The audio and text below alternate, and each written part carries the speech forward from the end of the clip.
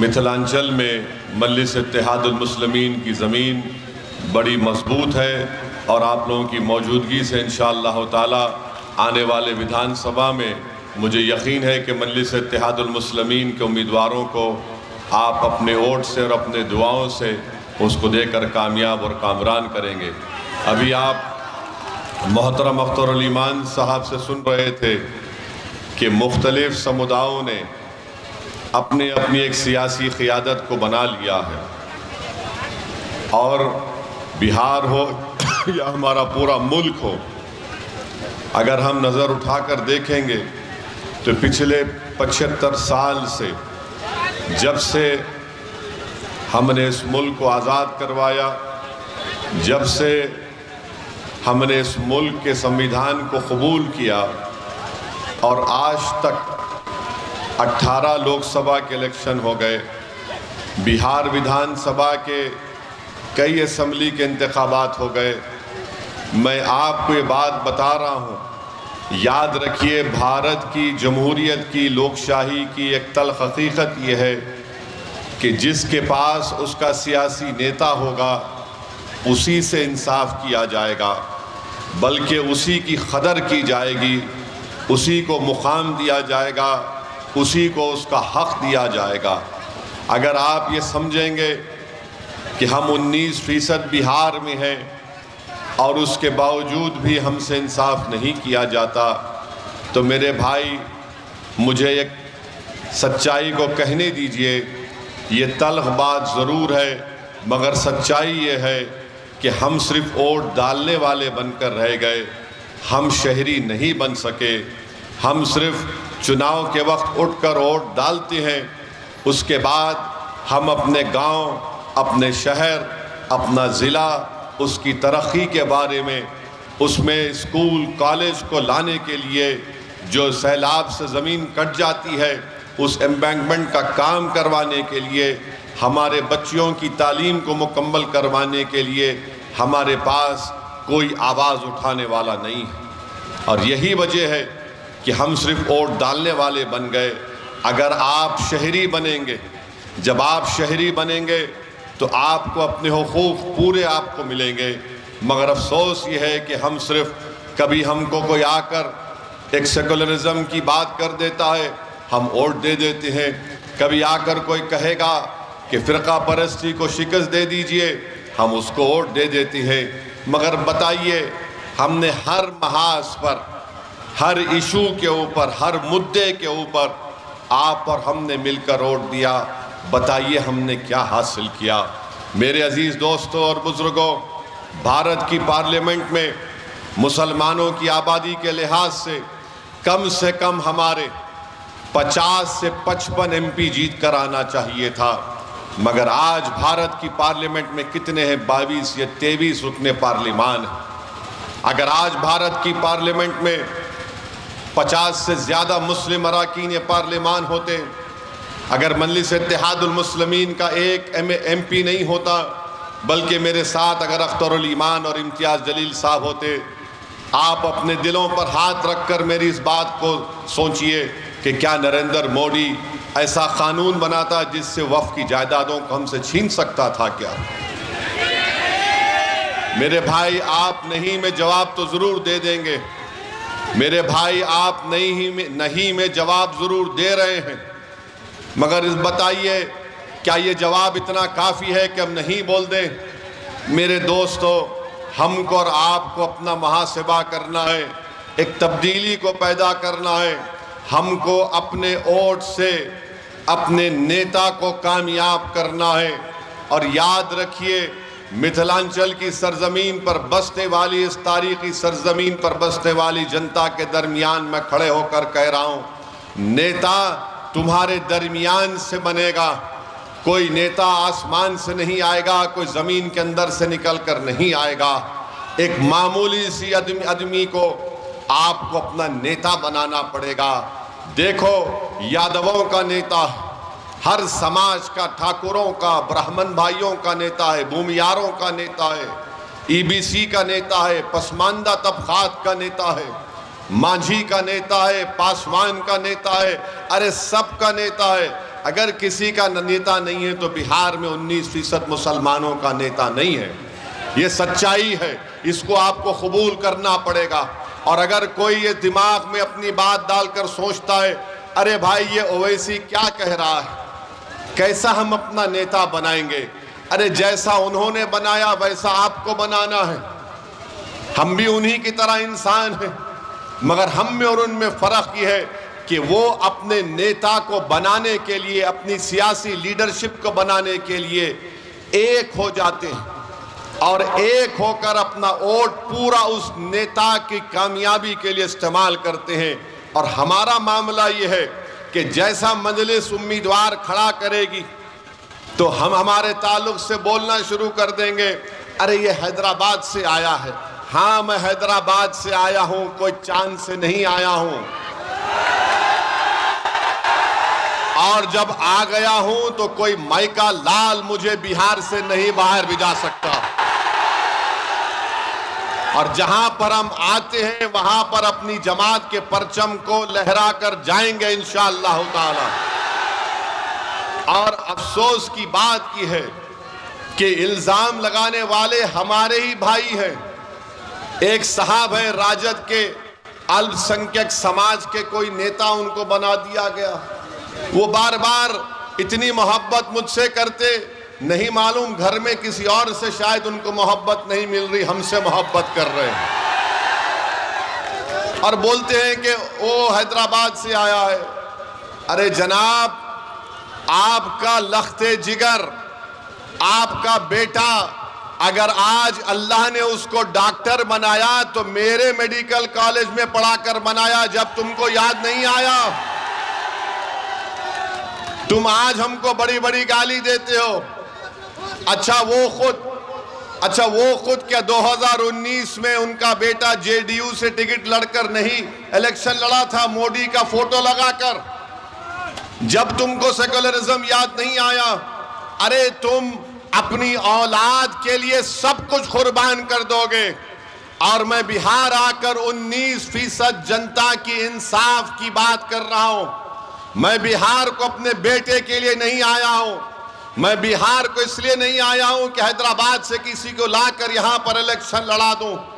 मैं बिहार को इसलिए नहीं आया हूं कि यहां पर वोट हासिल करके जिस तरह वो हमारे 4 एमएलएज अपना जमीर बेचकर बेईमान साबित हुए, वो अपना जमीर बेच देंगे। अरे मैं यहां पर आया हूं तो 19% जनता को एक नेता बनाने के लिए, और ऐसा नेता बनाने के लिए जो ना राजद से डरेगा, ना मोदी से डरेगा, ना नीतीश से डरेगा, बल्कि सिर्फ अल्लाह से डरने वाला होगा। और तुम्हारा मामला यह है कि जब हम नेता की बात करते, सियासी क़ियादत की बात करते, तो तुमको लगता है ना ना हमारा नेता तो फुला है। अरे तुम्हारा नेता तो लफ्ज़ मुसलमान बोलने को तैयार नहीं है। तुम्हारा नेता तो लफ्ज़ मुसलमान बोलने को तैयार नहीं है। ये कब तक ड्रामाबाजी चलेगी बताइए? ड्रामा कब तक चलेगा? मुसलमान इनको कब याद आता है? चुनाव आ गया, ए भाई हमको वोट दे दो, उसके बाद उसको पलट कर मत पूछो। चुनाव खत्म हो गया, हम खत्म हो गए। चुनाव आया तो देखो जुल्म हो रहा है, आपको दबाया जा रहा है। अरे जब जुल्म हो रहा है, जब दबाया जा रहा है, तो उसका रोकथाम कैसा होगा? उसका सद्देबाब क्या होगा? उसका सद्देबाब यह है कि तुमको लीडर बनना पड़ेगा, तुमको कायद बनना पड़ेगा। मुकद्दर के फैसले तुम तय करोगे कि पटना में जालिम बैठकर तुम्हारे नौजवानों, तुम्हारे मुस्तकबिल का फैसला नहीं करेगा। हम सिर्फ यही उम्मीद पर बैठे थे 50-60 साल से, अरे नहीं ये अच्छे लोग हैं, ये हमारा साथ देंगे, ये हमारी मदद करेंगे। अरे बताओ हमारा क्या फायदा हुआ? हमने रिपोर्ट बनवाई बिहार के मुसलमानों के बारे में, 5 साल पहले हमने उसको रिलीज करवाया। उस रिपोर्ट को पढ़ने के बाद अगर तुम्हारे दिलों में सच्चाई है, जो हम पर उंगली उठाते हैं, हम पर तनकीद करते हैं, बताओ रिपोर्ट पढ़ो, तुमको आईना दिखेगा, तुम्हारी गलतियां नजर आएंगी कि आज तुमने क्या हाल करके रख दिया। तो मैं आपसे अपील करने आया हूं कि हमको इस आने वाले विधानसभा में मुत्तहिदा तौर पर हमको अपने तमाम वोट का सही इस्तेमाल करना पड़ेगा। और मैंने अभी अख्तरुल ईमान साहब से बात की और उन्होंने ये बताया कि इंशाअल्लाह ताला यहाँ पर इंशाअल्लाह ताला मुख्तलिफ विधानसभा में, जाले में, बिस्फी में, क्यूटी में और दरभंगा में मजलिस का उम्मीदवार खड़ा किया जाएगा इंशाअल्लाह ताला। अब आप देखेंगे कि हमारे इस ऐलान के बाद इन तमाम लोगों में पेट में दर्द शुरू हो जाएगा।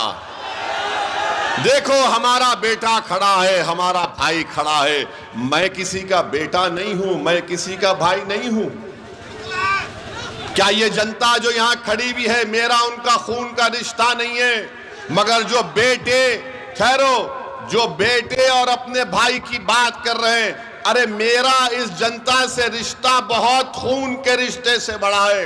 वो रिश्ते को अल्लाह ने अपने कलमे की बुनियाद पर जोड़ दिया। और तुम आकर बोलोगे ऐसा कर, अरे तुम 2019-20 में मोदी का फोटो लगाकर भीख मांग रहे थे वोट के लिए, और आज तुम सेकुलरिज्म की बात करते हो। कभी अपने गिरबान में झांक कर देखो। मैं आपको बताने आया हूं कि अख्तरुल ईमान साहब ने, छोड़ दिए सर, छोड़ दीजिए, हमारा दीवाना है, छोड़ दीजिए,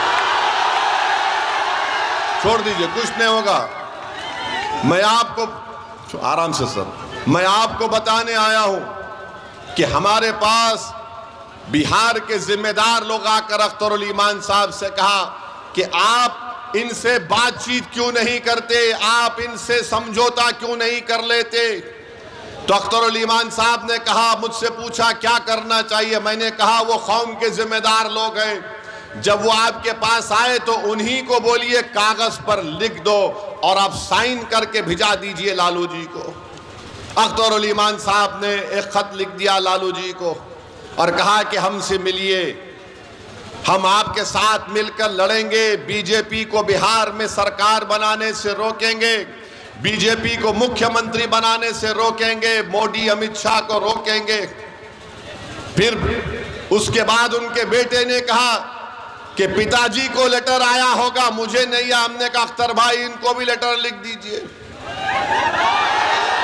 अख्तर भाई ने उनको भी खत लिख दिया, बल्कि ढोल भाजा के साथ ले जाकर घर पे दिया तेजस्वी को, ताकि तुम सुन लो अपने कान से कि हम लिखत दे रहे। अख्तर भाई ने क्या लिखा खत में कि हमको 6 सीट दो। आप जानते हमारे 5 विधायक को आपने कामयाब किया था अल्लाह के फजलो करम से। हमने कहा 6 सीट दे दो। लिख कर दिया अख्तरुल ईमान ने कि हम, अगर आप तुम मुख्यमंत्री बनते तो हमको मंत्री नहीं चाहिए, हमको सिर्फ एक ही काम चाहिए कि फिरका परस्ती का खात्मा करो, आरएसएस को रोको बिहार में और मुसलमानों से इंसाफ करो। अब आप खुद फैसला कर लीजिए इसमें मेरा क्या फायदा है, अख्तरुल ईमान की जात का क्या फायदा है, आदिल हसन का क्या फायदा है। हम में और में एक ही फर्क है, हम कह रहे हैं कि ये हमको चाहिए, उसके बावजूद भी वो हमसे बात करने के लिए तैयार नहीं है। तो बिहार की जनता को मालूम हो गया कि कौन मोदी, अमित शाह और नीतीश कुमार की सरकार दोबारा बनाने से रोकना चाहता है और कौन उसको लाना चाहता है। यह फैसला आपको करना है। और सुन लो तेजस्वी, सुन लो राजद के नेता, हम तुमको बता रहे हैं तुम्हारी नादानी तुमको नुकसान पहुंचाएगी, तुम्हारा गुरूर और तुम्हारा तकब्बुर तुमको कमजोर करके रख देगा इंशाअल्लाह। तुम ये समझ रहे हो कि तुम सब कुछ कर जाओगे, तुम नहीं कर सकते। तुमको अगर बिहार में बीजेपी को रोकना है और बिहार में दोबारा मोदी और नीतीश कुमार की सरकार को अगर रोकना है तो तुमको ओवैसी और अख्तरुल ईमान का हाथ पकड़ना पड़ेगा। और अगर तुम नहीं पकड़ोगे तो हमको कोई फर्क नहीं पड़ता, हम तो सिर्फ वही कहेंगे कि हस्बुनल्लाहु निअमल वकील, हस्बुनल्लाहु निअमल वकील। लड़ना हमको सबसे बेहतरीन आता है, लड़ेंगे जरूर इंशाअल्लाह ताला। और हम किसी माइका लाल से डरने वाले नहीं हैं, मगर आप तक ये बात पहुंचाना था, आप तक ये पैगाम देना था कि आप देख लीजिए कि कल ये लोग बोलते थे ओवैसी बड़ा गुरूर करता है, वो किसी से बात करना नहीं चाहता। अरे जालिमों, मैं तो हमेशा से तैयार था। अभी आज से 1 महीना पहले वाइस प्रेसिडेंट ऑफ इंडिया का इलेक्शन हुआ, नायब सदर जमहूरिया का। किसको वोट दिया ओवैसी ने? किसको वोट दिया ओवैसी ने? सुप्रीम कोर्ट के रिटायर्ड जज जस्टिस सुदर्शन रेड्डी साहब, जो इंडिया अलायंस के उम्मीदवार थे, हमसे बात की और कहा कि ओवैसी साहब आपका सपोर्ट चाहिए। हमने कहा सुदर्शन रेड्डी साहब, आप सुप्रीम कोर्ट के जज रह चुके हैं, हम बराबर साथ देंगे। हमारे तेलंगाना के मुख्यमंत्री रेवंत रेड्डी ने हमसे मिलकर कहा कि असद भाई साथ दो। किसको वोट दिया फिर? आज तुम हम पे उंगली उठाते हो। दूसरी अहम बात मेरे अजीज दोस्तों और बुजुर्गों, आज नीतीश कुमार की सरकार के 20 साल से ज्यादा का वक्त हो चुका है। अब यह हाल हो चुका है कि महिलाओं के पास 10-10 हजार रुपये डाल रहे हैं। हम ये पूछना चाहते हैं, अगर 7,000 करोड़ का सही इस्तेमाल होता तो क्या दरभंगा में एम्स नहीं बना सकते थे? आप दरभंगा में एम्स बना सकते थे। अगर महिलाओं से इतनी मोहब्बत थी तो आप अस्पताल बना देते। महिलाओं से इतनी मोहब्बत थी तो बच्चियों के लिए कॉलेज बना देते। आगे आप कुछ नहीं कर रहे और सिर्फ ऐलान कर रहे हैं। महाराष्ट्र में भी यही ड्रामा हुआ था। इसी तरह महाराष्ट्र चुनाव से पहले महिलाओं के अकाउंट में पैसे आए। अब फोन कर कर पूछ लो, महाराष्ट्र में कई नाम कम कर दिए गए, बास को पैसे भी नहीं आ रहे। तो मोदी जी लंबा लंबा छोड़ते, आपको मालूम ना, लंबा लंबा छोड़ते। अब मोदी जी ने कह दिया कि भारत की जंग आजादी में आरएसएस ने बड़ा योगदान दिया। भाइयों बहनों, आप बताइए वो आरएसएस जो भारत की आजादी में उनका एक आदमी नहीं मरा, एक भी नहीं मरा। अगर कोई मरा अपनी जान दिया तो मोदी नाम बताओ। अगर एक आदमी तुम्हारा मरा तो नाम बताओ। मैं तुमको बिहार में जिन हमारे बुजुर्गों ने जंग आजादी में हिस्सा लिया, सुनो भाजपा आरएसएस वालों, मैं तुमको नाम सुनाता हूं। अब्दुल क़य्यूम अंसारी, मौलाना मजहरुल हक, बिस्मिल अजीमाबाद, सैयद अली इमाम, अब्दुल गफूर, सैयद महमूद, मखफूर अहमद एजाजी, ऐसे बहुत से नाम है। मोदी जी 1 घंटा लग जाएगा, इतने नाम बोलूंगा मैं। आप एक आदमी का नाम बताओ।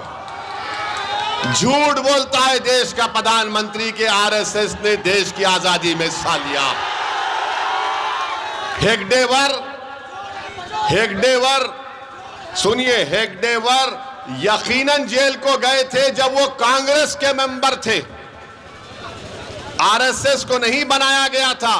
और हेगडेवर जेल को क्यों गए थे? ये बीजेपी के लोग बोलते कि महात्मा गांधी ने खिलाफत मूवमेंट चलाया। अरे दीवाने, हेगडेवर तो खिलाफत मूवमेंट की ताईद में भाषण देकर जेल को गया था। और फिर गांधी ने कहा था कि जो जेल को जाएगा वो वकील नहीं ठहराएगा। तो हेगडेवर ने गांधी के हुक्म की खिलाफ वर्जी की, वकील को खड़ाया। और आपको जानकर ताज्जुब होगा, हंसना नहीं मैं जो कहूंगा, कोई जेल से जब निकलता है तो हेगडेवर का 12 किलो वजन बढ़ गया था। 12 किलो। मालूम हुआ कि जेलर से दोस्ती कर दिए तो जेलर इनका सैया बन चुका था। कपड़े छोटे हो गए। और मोदी जी बोलते हम आरएसएस ने बड़ा किया। अच्छा, देश में नमक का सत्याग्रह हुआ था, आरएसएस ने कहा नहीं हिस्सा लेंगे। हेगडेवर हिस्सा लिए। और उनकी जीवनी किताब में कोई लिखता है, उन्हीं का आदमी, कि हेगडेवर इसीलिए हिस्सा लिए ताकि वो लोग अवाम को, जनता को आरएसएस पे लाना चाहते थे। देश ने फैसला किया क्विट इंडिया मूवमेंट, अंग्रेज भारत छोड़ो। तो कौन थे श्यामा प्रसाद मुखर्जी, बताओ मोदी, जो फजलुल हक के साथ डिप्टी चीफ मिनिस्टर थे। जिस तरह तेजस्वी नीतीश कुमार के साथ थे, बाद में दोनों में तलाक हो गया, क्यों हो गया नहीं मालूम। श्यामा प्रसाद मुखर्जी, पूरा देश बोल रहा अंग्रेज छोड़ो, श्यामा प्रसाद मुखर्जी बोल रहे नहीं अंग्रेज रहो, उस पर नहीं बोलेंगे। जब हमने तिरंगा दिया तो आरएसएस की किताब ऑर्गेनाइजर ने लिखा कि हम 3 रंग को मनहूस मानते हैं। ये ऑर्गेनाइजर मैगजीन ने लिखा कि भारत का तिरंगे में 3 रंग मनहूस होता है। बताओ मोदी जी, कितने बातें करूं मैं आपकी तंजीम के बारे में, मगर आरएसएस की तारीफ में मोदी जी बोलते हैं। मेरे भाई, आरएसएस ने इस देश की आजादी के लिए कुछ नहीं किया, अंग्रेजों से मिलकर काम किया और ये तारीख गवाह है। मगर आज आकर नेशनलिज्म का हमको बताते हैं, हुब्बुल वतनी का दर्स बीजेपी आरएसएस हमको बताती है। अरे ये देश से हमको इतनी मोहब्बत थी और है और रहेगी कि हमारे बुजुर्ग जिनको गिरफ्तार किया गया था, मौजूदा सऊदी अरेबिया से माल्टा की जेल को लेकर गए थे, माल्टा की जेल को लेकर गए थे और उस माल्टा की जेल में उनको रखा गया। आज भी भारत से माल्टा की कोई डायरेक्ट फ्लाइट नहीं है। कौन थे हुसैन अहमद मदनी, जो अपने शेख, अपने उस्ताद के साथ उस माल्टा की जेल में खुले मैदान में उनको रख दिया जाता था। आज भी डायरेक्ट फ्लाइट नहीं है माल्टा से। उन्होंने वहां जेल में गुजारी, मसाइब गुजारे। अरे कौन ये लोग, तुम आज हमको उंगली उठाते हो। मौलाना अबुल कलाम आजाद ने क्या किया, जौहर बरादरान ने क्या किया। बताओ मेरे अजीज दोस्तों और बुजुर्गों, ये हमारे बुजुर्ग थे, हमारे अकाबरीन थे, जिन्होंने इस देश को आजाद करवाया। आज उसी देश में आज बीजेपी हमसे कह रही है कि तुम आई लव मोहम्मद सल्लल्लाहु अलैहि वसल्लम का पोस्टर नहीं उठा सकते। टीपू सुल्तान ने अपनी जान को गंवा दिया अंग्रेजों से लड़ते हुए। ये जितने हमारे बुजुर्ग थे सब आशिक रसूल सल्लल्लाहु अलैहि वसल्लम थे, एक से एक बड़ा आशिक रसूल था। और आज हमको कह रहे हैं कि तुम आई लव मोहम्मद का पोस्टर नहीं उठा सकते।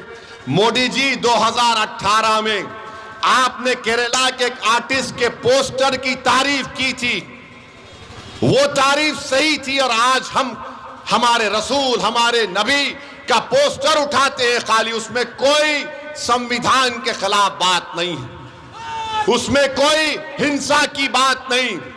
वो तो मेरा अकीदा है, वो तो मेरा दीन है, जो भारत के संविधान की दफा 25 और 19 मुझे इस बात की इजाजत देता, मेरा फंडामेंटल राइट है। और उत्तर प्रदेश में जहां पर बीजेपी की सरकार है, गरीबों ने अपने घर पर कागज पर लिखकर लगाया तो जालिम हुकूमत ने उन दीवारों से उस पोस्टर को निकलवा दिया। अरे याद रखो, सोवियत यूनियन था जिसने मदरसों को बंद कर दिया। दुनिया ने देख लिया कि सोवियत यूनियन खत्म हो गया, मदरसे आज भी आबाद हैं। तुम आज वो पोस्टर निकाल कर समझ रहे हो कि हमारे दिलों से, हमारे वजूद से, हमारी सोच और फिक्र से हमारे रसूल की मोहब्बत कम हो जाएगी? नहीं होगी। ना भारत से मोहब्बत कम होगी, ना मोहम्मद सल्लल्लाहु अलैहि वसल्लम से मोहब्बत कम होगी। दुनिया खत्म हो जाएगी मगर मोहम्मद सल्लल्लाहु अलैहि वसल्लम का नाम रहेगा। मेरे अजीज दोस्तों और बुजुर्गों, मैं आपको बताने आया हूं कि ही बीजेपी ने नीतीश कुमार के साथ मिलकर, चिराग पासवान के साथ मिलकर, कुशवाहा साहब के साथ मिलकर, चंद्रबाबू नायडू के साथ मिलकर, कुमारास्वामी के साथ मिलकर एक ऐसा काला कानून बनवाया, वक्फ का काला कानून। और उस कानून के जरिए बीजेपी, आरएसएस, नीतीश कुमार जिस जमीन का मालिक, जिस मस्जिद का मालिक, जिस दरगाह का मालिक, जिस खानखा का मालिक अल्लाह है, ऐसे कानून से उसको छीनना चाहते हैं। भारत की पार्लियामेंट गवाह है कि हमने जब कानून को भारत की पार्लियामेंट में लाया गया, दोनों मर्तबा मैंने भारत के संविधान का, सुप्रीम कोर्ट के फैसलों का हवाला देकर उस वफ़ तरमीमी कानून की कानूनी दलाइल को सामने रखकर उसकी धज्जियां उड़ाई और मोदी के आंख में डालकर कहा, यह कानून को मैं फाड़ता हूं, यह भारत के संविधान के खिलाफ है। मेरे अजीज दोस्तों और बुजुर्गों, हम एक ऐसे माहौल में हैं, मैं आपसे अपील कर रहा हूं कि अपने के कोर्ट का सही इस्तेमाल करिए। हमको इन ताकतों को हराना है जो भारत को कमजोर करना चाहते हैं, जो भारत के संविधान को कमजोर करना चाहते हैं।